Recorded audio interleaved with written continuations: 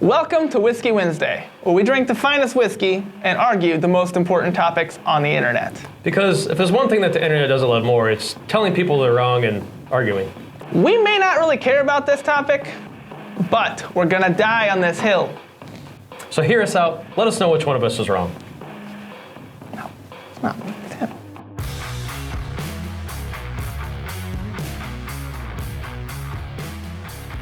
All right, everybody, we're here today. We're gonna be sipping on some Bib Tucker 6 year. This is actually a Tennessee bourbon. One I found pretty recently, and I think it's pretty excellent. We'll see what you think here, Dusty. Okay. So it's actually rated a 93 on Whiskey Advocate last year. So 93. it made the top 10 whiskeys on Whiskey Advocate. So That's pretty sweet. it's pretty good. It's a 6 year. I like the bottle. They say on the nose that there's a strong vanilla with sweet hay. I guess for your horse, maybe that sounds good. And then I smell it, though. accented by smell it. a whiff of sandalwood and mace. Mace, the stuff they spray in your eyes to. That does not sound like what I want in a whiskey. Then on the palate, a smooth entry. The bourbon is nicely balanced with a bit of pecan pie sweetness. Fulfills the promise of its nose before evolving into a warm, rich, spicy sensation. And then the finish coats the palate with a complex yet balanced and long-lasting chestnut finish. So, Oh, I got the chestnut. read that I directly did off not get the pecan pie. I'm No? sorry. All right, let me see.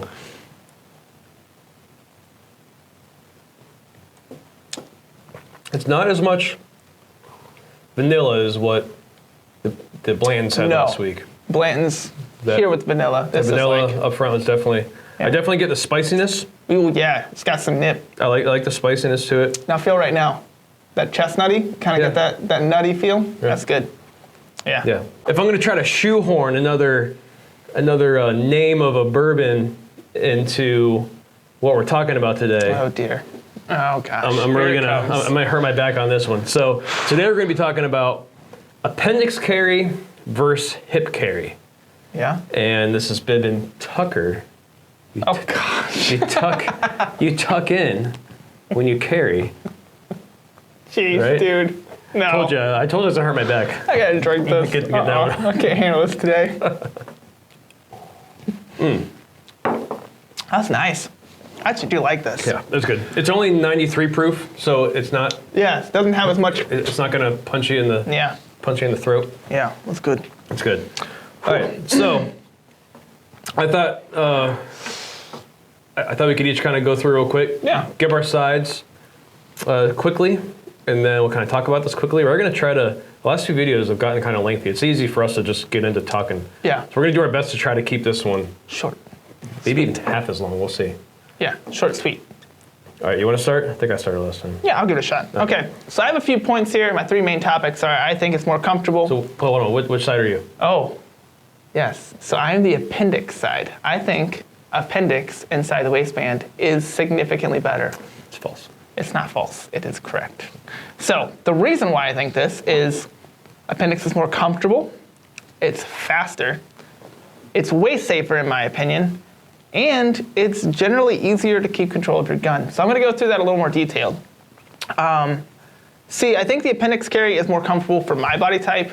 I understand there's some argument against that. But for me, having a gun on my hip, my hip's this big, the gun can be this big. And so as such, it feels like it prints more, but it also just is uncomfortable. And also, I think that having the ability to choose, two clip with a mag carrier and a single clip only gun, double clip only gun, having the options there where you can choose what type of carrier you want a little more broadly gives you the ability to mix and match and make it a little more comfortable for your own size and body type. As far as speed goes, I don't think there's much contest. Appendix is easier to clear garments. It is easier to go from step one to straighten your eye line. Your gun typically stays in your work, within your view in your workspace. Safety kind of goes along with that view and workspace thing as well. So I think it's significantly safer to reholster your gun when you can see the holster that you're putting the gun into. And I feel that sometimes hip carry seems to snake back to lower into your lower back, and so it's more difficult to see your garments and stuff like that, coats and that kind of thing. And I don't think that you have the added flagging of your extremities. You know, sometimes in like vehicles or just in general, it's easier to flag your leg, maybe your stance is out more. It's easier to flag your extremities when you are hip carrying. But appendix, you know, the one thing that can be flagged for the most part, you can feel with great accuracy where it's at. And so you know if you're flagging yourself or not. So that is my points on appendix. All right, so give you my pros to hip carry. If, and there's kind of a big if here, and you kind of talked about it a little bit too, a lot of this really does depend on body type.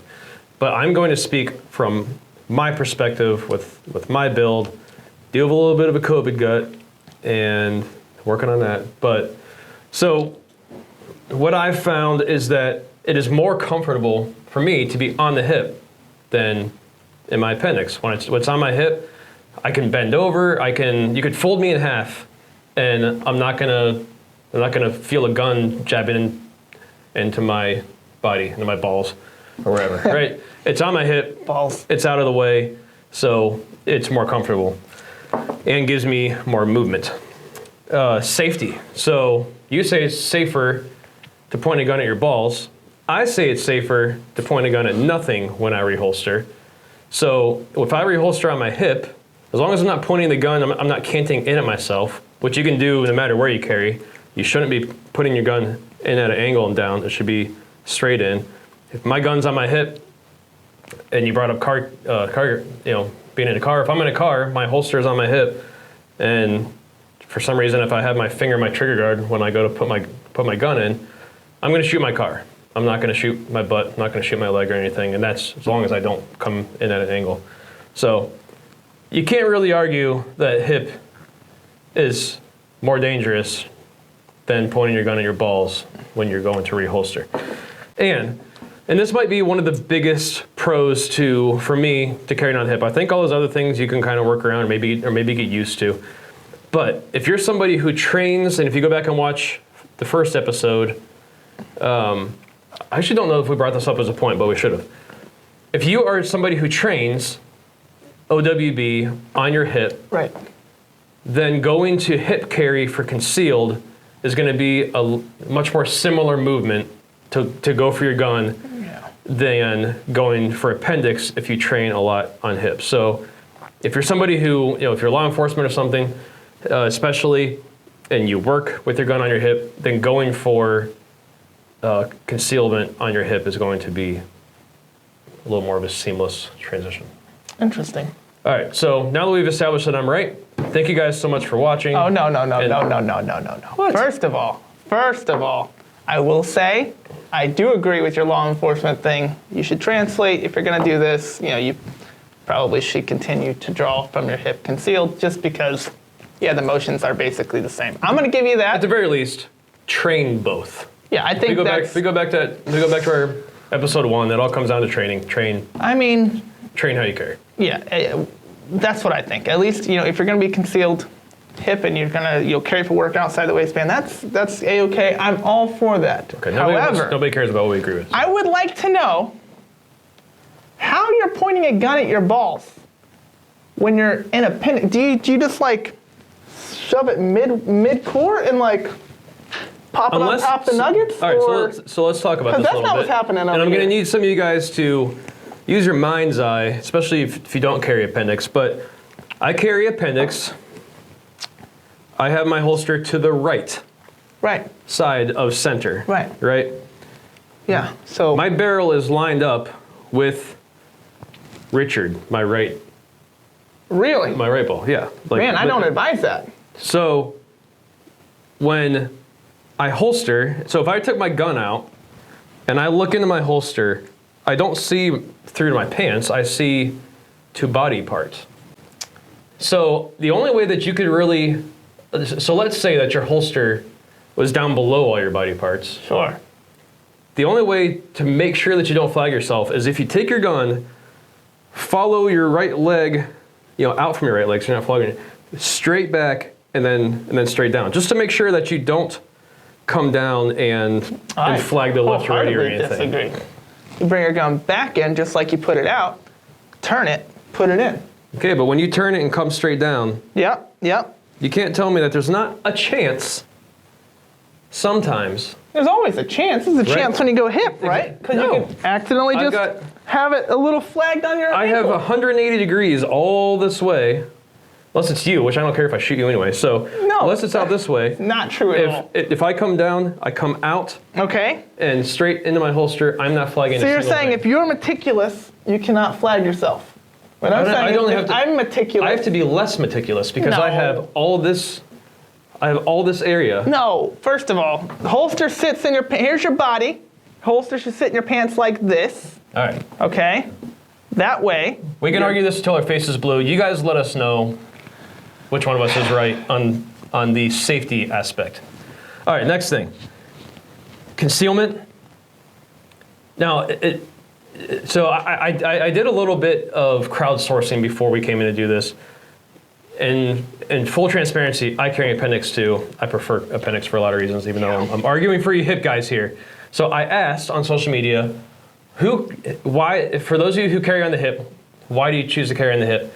99% of the people that replied to me said, because I'm a bigger guy, this is better. So that's I'm arguing for you guys who responded back to me. So if you are more of a round person, and you are more of an upside down pear shape, or if you're pear shaped and you upside down and you're right side up. Or I mean, if you're putting something on the bottom edge of a rounded surface, your gun is going to point in at you. Yeah.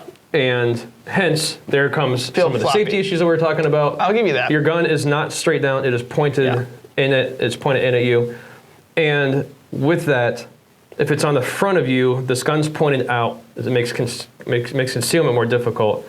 For bigger guys, your side is more of a straight up and down thing than if you look at a side profile. Your gun goes this way, right? Yeah. So it is easier and safer and more comfortable to carry on the hip. I'm gonna give you that. As someone who is not challenged with this, I can't really speak on that half. If your body is a green bean, if it's just straight down, then you can put a gun anywhere. Green bean gives you ultimate concealability. It's going to be fine. That's what I've heard.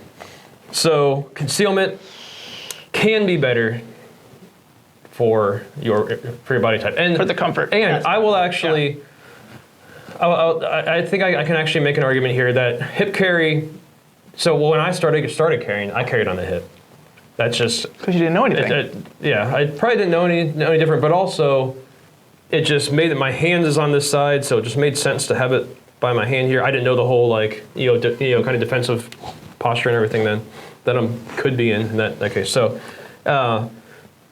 So I could make an argument. So let's say you are green bean shaped, you can put a gun on any part of that. Any part of the circle. That circle and conceal. Except for the hip, because I'm not green bean shaped. I'm like. That's true. You're like 2x4. 2x4 shaped, and I need 4 to put a. Yeah. Okay. Yeah. So, and then, So I mean, is there any other points that you had that you want to stress more? One of the things I said was it was easier to protect your gun. I didn't really emphasize that again. Yeah. But just having this is where your workspace is. This is where your eyes are. It's easier to keep people out of your gun than if it is on your hip. That's true. When we took the class with Craig Douglas, the couple of guys who carried on the hip got their gun taken from them extremely quickly. One of the things I said was that there were more options for holsters, and I know that you disagree with this, and I'm not entirely sure what you mean by that, so I was hoping you'd elaborate that a bit. Well, I mean, there's a million holsters to pick from for Appendix or for the hip.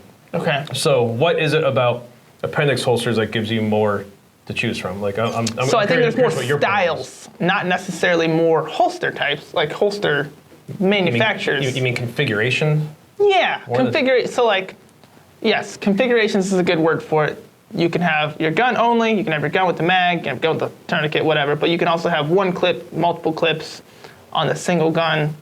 There's one clip for a gun and mag. Like, there's a bunch of configurations that you can then optimize to make yourself more comfortable. But I can make the same argument. If I carry on my hip... Are there options there? That Well, even though I'm just going to have the gun on my hip, I now have the whole front of me for the possibility to keep extra mag, to keep a tourniquet. You know, you can only fit so many things in the front of you, and if all you're doing is putting things in the front of you, then you're limiting to having this much space to put things. Where if you're on your hip, I now have this much space to put things. That's true. Yeah. So that's a good point. There's more degrees of freedom. Shameless plug here, though. If you ever run out of hip space, there's always pocket space, and we do make a product that goes in your pocket. No matter what your build is. Neomag's for you. Pocket hair is good. Everyone uses their pockets. All right, everybody. So let us know which one of us is right and wrong, or just let us know why you carry how you carry, or let us know why it's dumb for people to carry how you don't carry, because you like to tell people that is dumb. That they're wrong, probably. Yeah. All right. So next week we are going to debate. Yes. If you should carry a defensive fixed blade. Oh, fixed blade. Or not. Yeah. Everybody should carry a folder. Yeah, we already know this Everybody is true. Yeah. So should you carry a defensive fixed blade? This could be a pretty good one. I have opinions on both sides. I called dibs last time. Which one do you want? I am going to take pro fixed blade. Pro fixed blade, then I'm con fixed blade. All right. Let us know Nice. in the comments on that subject too. Let us know, do you carry a fixed blade? Why or why not? And also, if you have any other ideas on what we should be doing in these debates, give us your ideas. Most importantly, hit the subscribe, hit the bell, so you know when our next one comes up, even though you know it's Wednesday. Remember, if I'm right, like the video. If Greg's right, dislike the video. No. Yeah. How about either way, hit the subscribe button. Well, you can do that, yeah. Either way. Absolutely, 100%. All right, thank you so much for watching this, and we will see you next time.